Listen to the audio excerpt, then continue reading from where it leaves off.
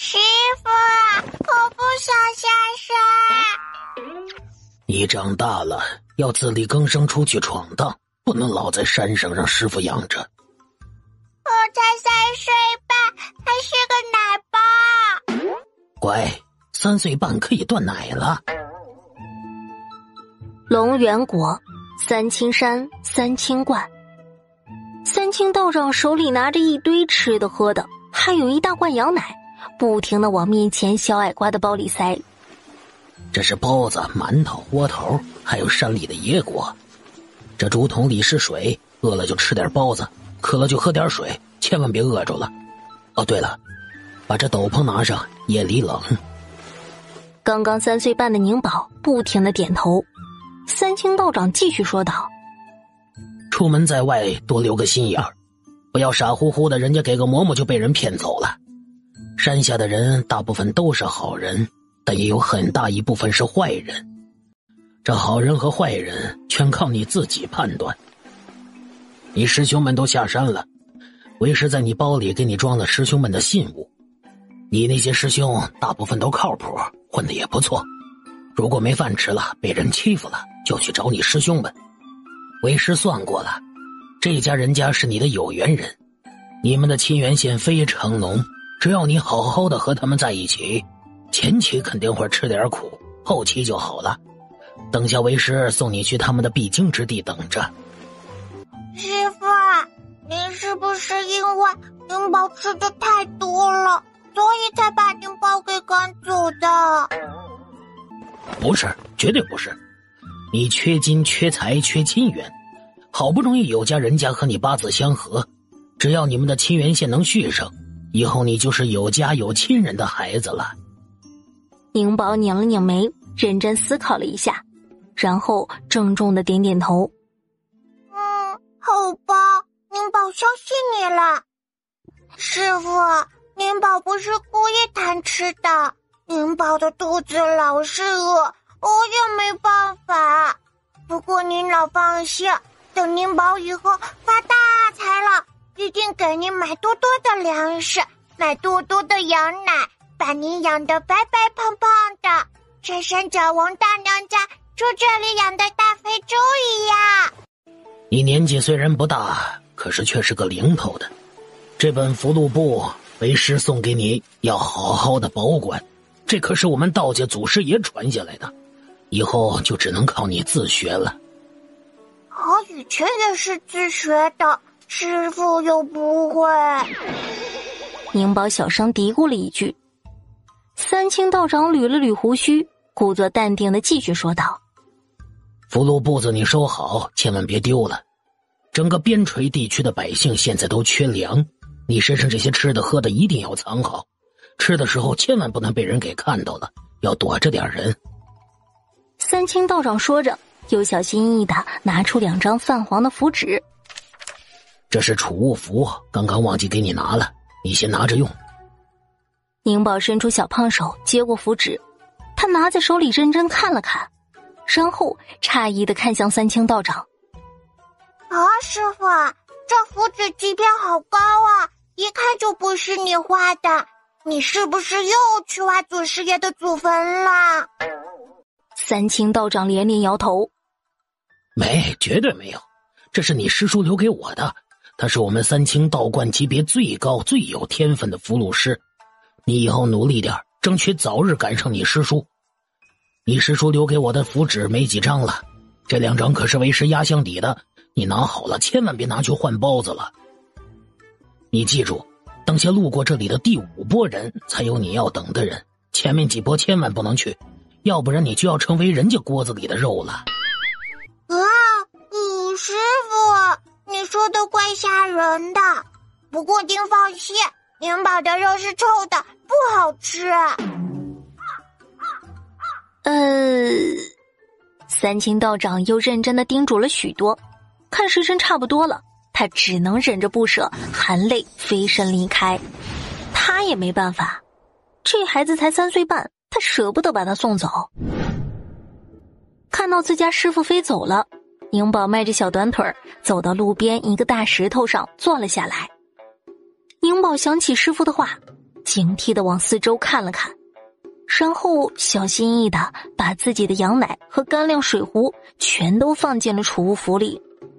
他身上此时除了一把桃木剑和身上一个补丁落补丁的破布斜挎包以外，再也没有别的东西了。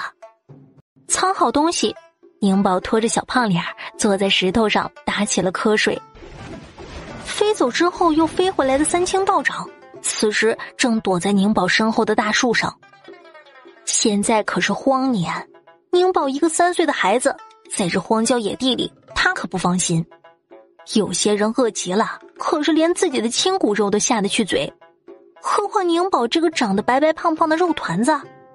所以三清道长不放心宁宝一个人在这里，他一定要亲眼看着那家人来，他才能放心离开。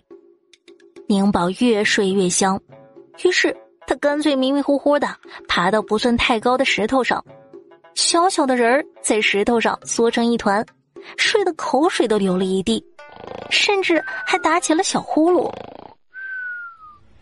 突然有2个衣衫褴褛的大汉从旁边小道走了过来，当他们看到石头上睡得正香的宁宝时，瞬时露出了贪婪的嘴脸。大哥，你看这白白净净还奶乎乎的，看起来就非常好吃的样子呀。另一个大汉看着宁宝，口水都流了出来，他连连点头。二弟这可是上等货色，肯定非常鲜美。看他一个孩子在这里，一定是被家里人给丢了。这日子本就艰难，谁家也不会拿个口粮去养个赔钱货。不过这家人也够傻的，这么水灵的货色竟然也舍得扔啊！如果自己家不忍心吃，就和别人换一下，家里人也能开荤不是？不过现在倒便宜了我们兄弟俩。哎呀，大哥，我都等不及了，我们快点动手吧，要不然的话，等下被其他人给抢了。躲在树上的三清道长，在2位大汉离宁宝有5步远的时候，直接一挥手扔出2个石子，砰砰2下，2个大汉来不及反应，直接应声而倒。宁宝眯着眼睛，偷偷地朝树上看了一眼，然后勾了勾唇。此时他心情非常好，然后闭着眼睛继续睡觉。这孩子一点防范意识都没有，自己差点就成了人家锅里的食物了，他竟然还在睡。这娃向来没心没肺呀。建飞呀，你在这里看着驴车啊，我去穆家看看。好的爹，您快去吧。他们家没有驴车，孩子又多，不行的话就让穆大伯坐在我们家驴车上吧。林村长点点头。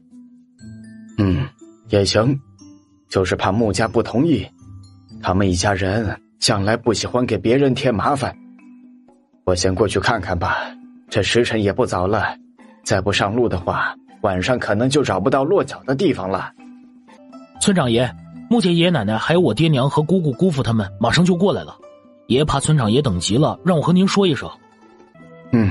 好孩子，我知道了，你带着弟弟们先去村口找你建飞叔啊，千万看好弟弟们，别走散喽。都是好孩子，可惜世道不好，今天离开村子，以后只能颠沛流离，不知道什么时候才能有个安稳的家呀。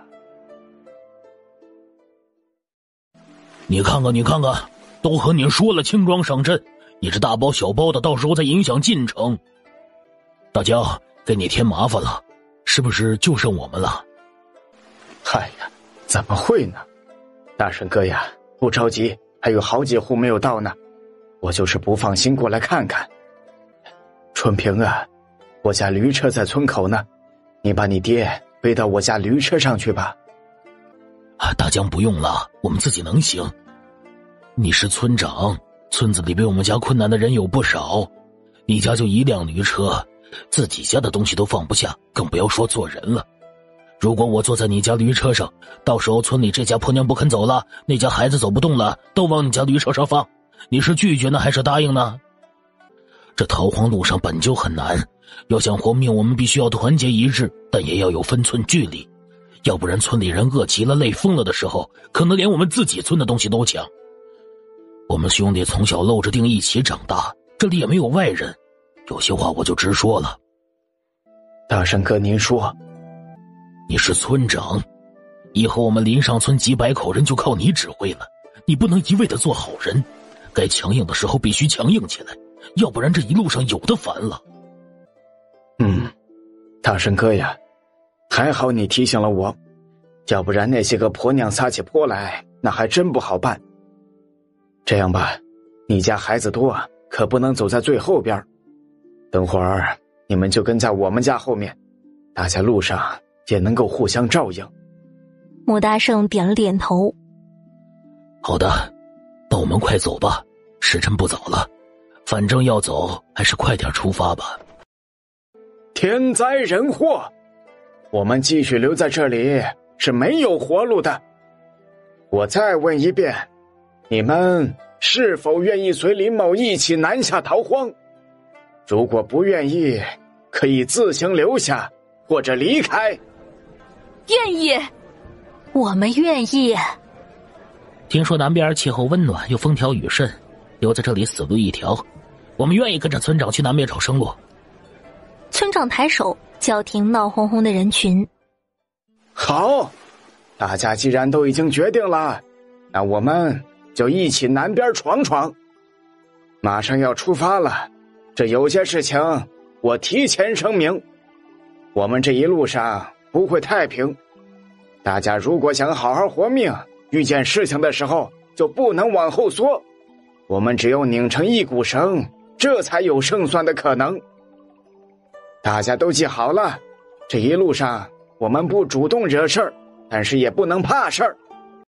我们村儿一共是51户人家，男女老少473口人。我希望我们到南边的时候，人数能多不能少。为了大家的安全，每户必须出一个劳壮力。我在这里先声明一件事情，沈家是春平媳妇沈氏的娘家人，他们是来投奔穆家的，就是一家人。既然是一家人，需要出人的时候，他们出一个就够了。如果有些个多事的女人瞎计较，那就去问问你男人，你公爹，我大圣哥没受伤之前有没有救过他们，或者有没有帮助过他们。这件事我直接就这样定了，如果不乐意的，那就麻溜离开。我们林上村庙太小，装不下太大的佛，所以加上沈家，我们就是51户477口人。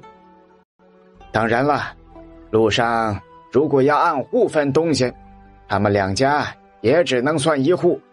不过他们既然是我们上林村的人，如果按人头分东西，他们也是要算在内的。这些事情我事先在这里和你们说清楚，如果有意见的现在就提，不要到时候再瞎说，要不然咱们就山高水长，后会无期。林村长说完，冷冷地扫向众人。有一个婆子有点愤愤不平，他们正想开口反对，就被家人给喊停了。哎呀娘，村长向来和穆家关系好，他这明显是想帮穆家，而且他们两家也就2个壮劳力，算成一家也不过分。这个时候如果惹怒了村长，我们一家人可是连活路都没有了。老婆子，你给我老实点啊！我这条老命那可是当初大圣哥从虎口里救下来的，如果再不消停，老子就休了你。51个劳壮力要分散在队伍的前后左右，还有夜里也要有人轮流值守。好了，就先说这么多吧，现在时辰也不早了，出发吧。村长一声令下，队伍缓慢地动了起来。老人们看着身后的村子，忍不住流下泪来。这一走，不知是凶还是吉，这一走，不知道还有没有机会再回到家乡。老人和大人们都非常伤感，只有年龄小的孩子们不知忧愁，一脸向往。3岔路口，宁宝早就坐累了，他的小肚子也不停地咕咕叫。他往周围看了看，确定没人，就连忙掰了一小块糕点，准备往嘴里放。突然，宁宝皱了皱眉，往虚空中踢了一脚，一个凑到宁宝面前要抢糕点的灵体，叽哇一声被踢散了。宁宝看着飘散的灵体，皱了皱眉，都是些饿死鬼，竟然连活人的吃食都敢抢，这不是茅房里点油的找死吗？世道艰难啊，可世道如此艰难，师傅还把鹅给赶下山，还说不是仙鹅吃的多。哼，师傅坏，骗小孩儿。躲在宁宝身后树上的三清道长默默地叹息了一声。唉，宁宝从小被他养大，现在才3岁半，他也舍不得他呀。可是没办法，这丫头他们师徒缘分太浅，他饭量又大，道观中现在连1粒米都没有，所有的吃食都塞给他了。道观里的弟子都被他给解散了，等下他也要带着无处可去的老范南下寻生路了。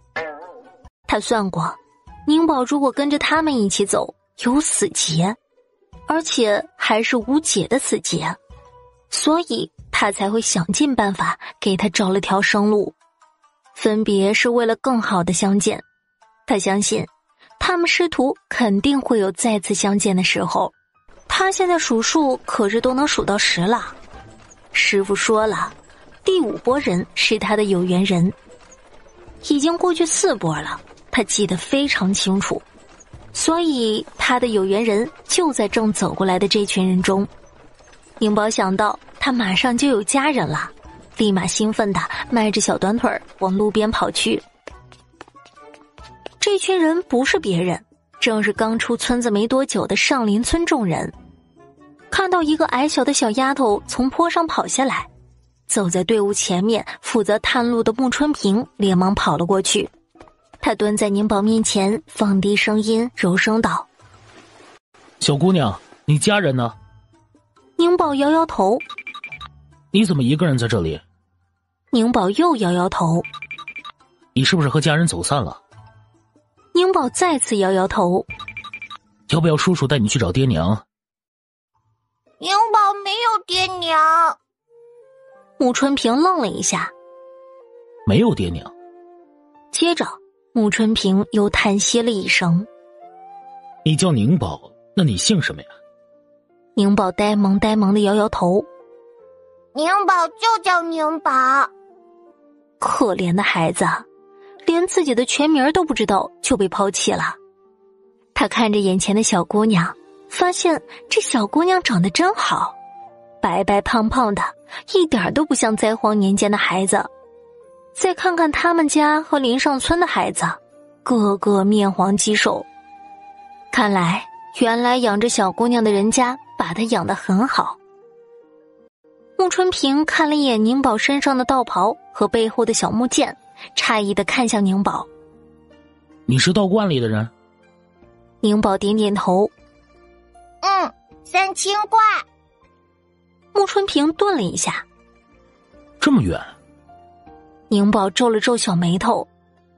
三清观很远吗？他记得刚刚师父带着他就飞了一小会儿啊。穆春平点点头。三清观很出名，不过离我们这里有50里地，而且还是山路，非常难走，所以我们这里的人很少去。你不会是一个人从三清观跑出来的吧？要不我跑一趟把你送回去？宁宝摇摇头。我是被师父赶下山的，山上断粮了，师父说让我自力更生。叔叔，什么是自力更生啊？春平哥怎么回事？可能是遇到麻烦了。春平哥怎么回事？可能是遇到麻烦了。剑飞兄弟，我捡了个小娃娃，看着怪可怜的，我想把他带走。春平哥，你家已经有不少孩子了，再多养一个，你家日子会更艰难。剑飞兄弟，谢谢你，我也知道你是为了我家好，可这娃娃最多2、3岁。3岁半。宁宝认真的掰出3个手指，最后半个他拧着眉头纠结了起来。这娃娃才3岁半，如果我们不管，他在这缺吃少喝的时候，他可能连今日都活不下去，说不一定还会……叔叔好。林建飞也是做父亲的人，对这种软软糯糯的小姑娘最是没有抵抗力。看着宁宝甜甜的笑和肉乎乎的小脸，忍不住想捏一下。春平，你怎么抱了个小姑娘？哪儿来的？穆春平淡淡的说了一句：捡的。捡的？灾荒年间往家捡孩子啊？哼，穆春平，你是不是疯了啊？你们自己家那群崽子都不一定能养得活，还捡个赔钱货回来？宁宝不是赔钱货，宁宝只是命里缺财而已。不过师傅说了，只要肯努力，宁宝以后肯定会赚很多银子的。宁宝嘟着嘴，他不喜欢这个张牙舞爪的奶奶。不过这老奶奶眉心有黑雾，看来快倒霉了。哼，不告诉他，让他倒霉。宁宝虽然不理解赵菊花口中的赔钱货是什么，但是他知道肯定不是好话。他活了3年半，最大的唯一的目标就是赚多多的银子，吃香香的饭。他饭量大，师傅说养他很费银子，反正他只想挣银子，不想赔银子。乖，我们宁宝不是赔钱货，我们宁宝是小福星。母，孩子是我们家的，不管再辛苦我们都会尽力养好，不需要您老操心。哼！赵菊花冷笑一声，真是好心没好报，你以为我愿意操心呀？啊！要不是看你是我家老头子的亲侄子的份上，我才不去操你那个心呢。母您放心，我们家就算饿死也不会去你们家借粮食的。哼，最好是这样。春平啊，怎么回事啊？有人说你捡了个女娃娃。是的，村长，这是宁宝，今年3岁半。宁宝，喊村长爷爷。村长爷爷。哎呦，这娃娃长得可真好啊！林村长顿了一下，语重心长地说道：春平啊，现在世道不好，生活也很艰难，多养个孩子负担会重很多。这捡孩子的事儿，你要好好和家人商量商量。不过你们如果决定要养，就一定要好好对人家。孩子也是怪可怜的，咱可不能像你母赵氏那样重男轻女啊。村长说您放心，不会的，我们全家都喜欢女娃娃，可惜生了4胎全是小子，爹娘他们看到宁宝一定会喜欢的。好，你们商量就好了，快去吧，我们马上要赶路了。穆春平走到自家人跟前的时候，穆家众人已经从赵菊花口中得知穆春平捡了个女娃娃的事情了。看到穆春平回来，连躺在板车上行动不便的穆大胜都挣扎着坐了起来。他看着自家儿子怀里的小娃娃，激动的手都颤抖了起来。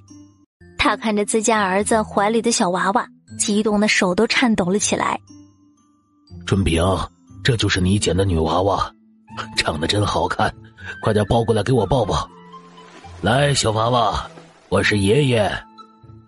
穆大胜的妻子李桂芝也凑了过来。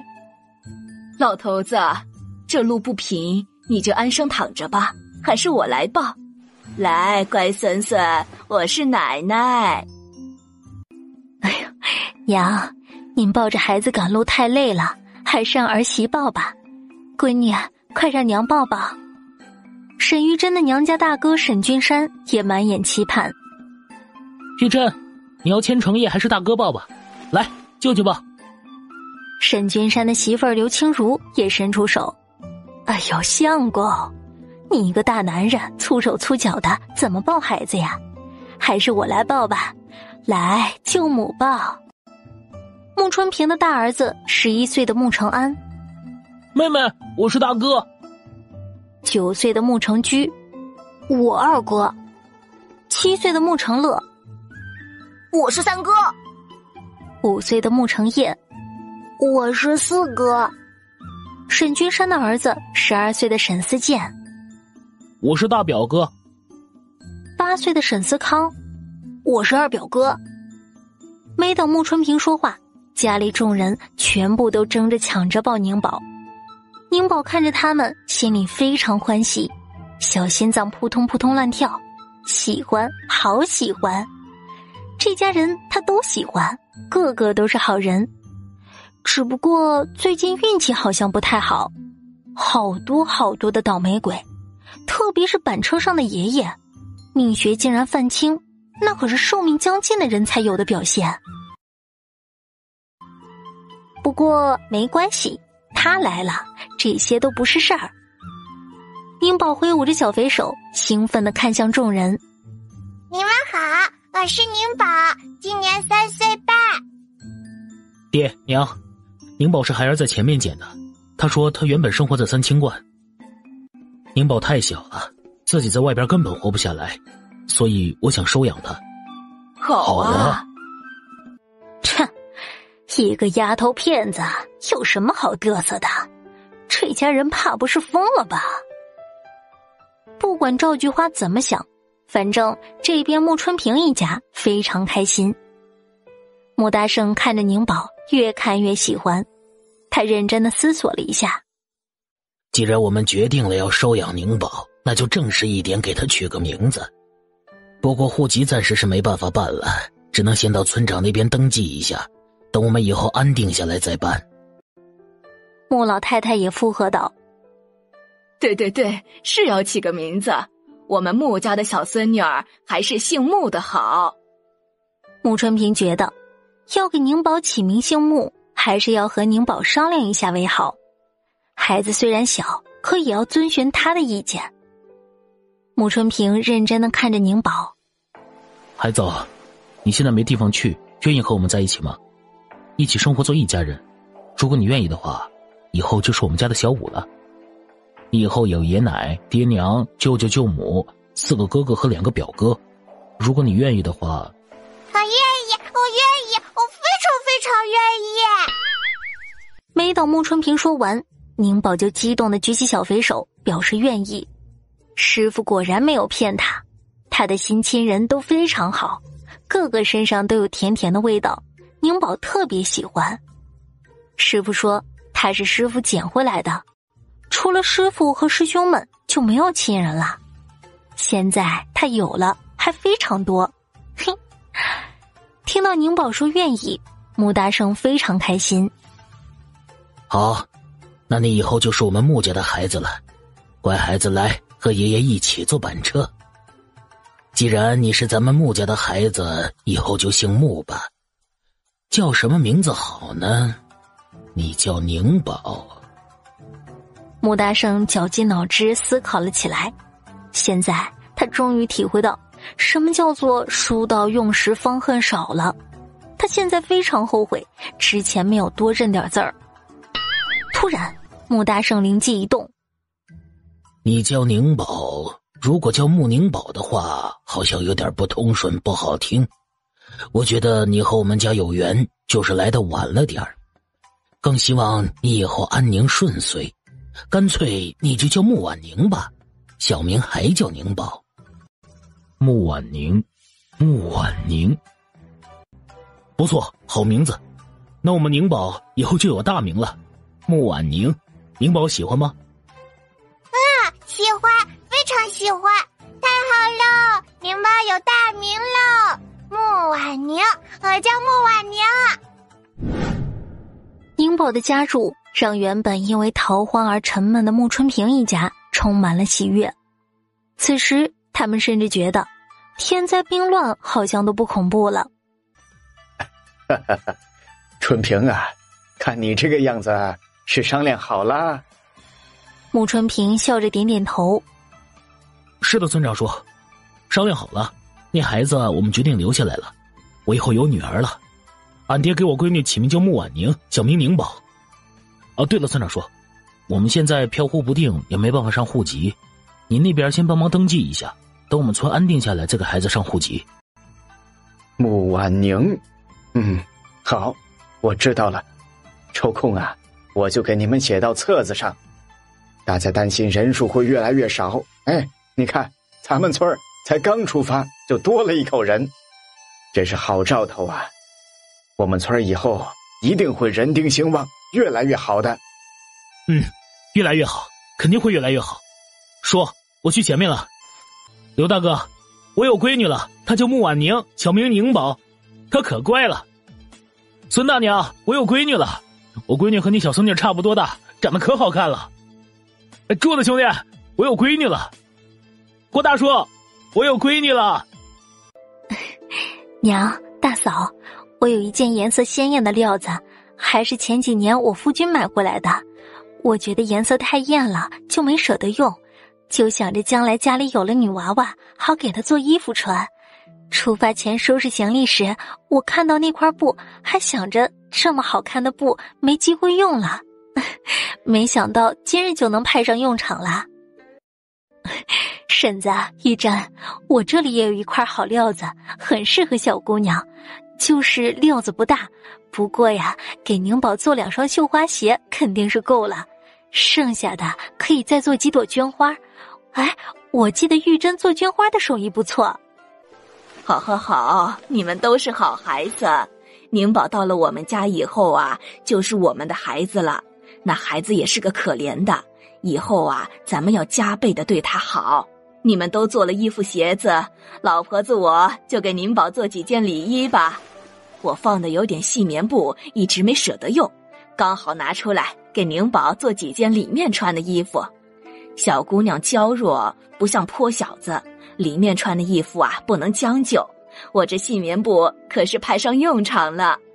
可惜我们现在要赶路，想做衣服也没时间，而且这路上人多眼杂的，好东西不能往外拿，才不外露，万一被其他难民给盯上了，可就麻烦了。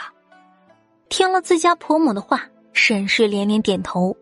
哎呀，对，现在不是穿新衣服的时候，我们家宁宝本就长得讨喜，如果再穿一身靓丽的新衣服，那就太显眼了。